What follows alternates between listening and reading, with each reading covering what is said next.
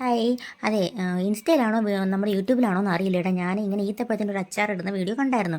ഈത്തപ്പഴത്തിൻ്റെ കൂടെ നമ്മൾ നാരങ്ങയും ബീട്രൂട്ട് എന്തൊക്കെ ഇടുന്നത് അതും ഞാൻ കണ്ടായിരുന്നു. പക്ഷേ എനിക്കിത് ഇഷ്ടപ്പെട്ടു കേട്ടോ, ഈത്തപ്പഴം മാത്രം അച്ചാർ ഇടുന്നത്. അപ്പോൾ അങ്ങനെ ആഴ്ച എനിക്കൊന്ന് ചെയ്ത് നോക്കാം. ഇവിടെ ഈത്തപ്പഴം ഉണ്ടായിരുന്നു, ആഴ്ച കുറച്ചെടുത്ത് ചെയ്ത് നോക്കാം.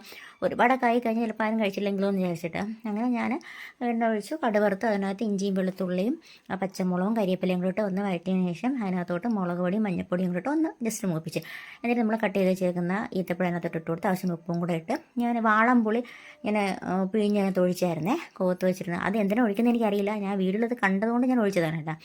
എന്നിട്ട് ഇനി അത് ഒഴിച്ചില്ലെങ്കിൽ ശരിയായില്ലെങ്കിലോ, അതുകൊണ്ട് ഒന്നുകൂടെ നമ്മൾ തുറന്നപ്പോൾ 5 മിനിറ്റ് ലോ ഫ്ലെയിം വെച്ചിട്ടുണ്ടായിരുന്നേ. അപ്പോൾ ഈ നല്ല വെന്ത് ആയത്, പിന്നെ ഉപ്പ് നോക്കി ഉപ്പില്ലായിരുന്നു, കുറച്ചുകൂടെ ഉപ്പിട്ട് കൊടുത്ത്, പിന്നെ കുറച്ച് വിനാഗിരി ഒഴിച്ച് കൊടുത്തു.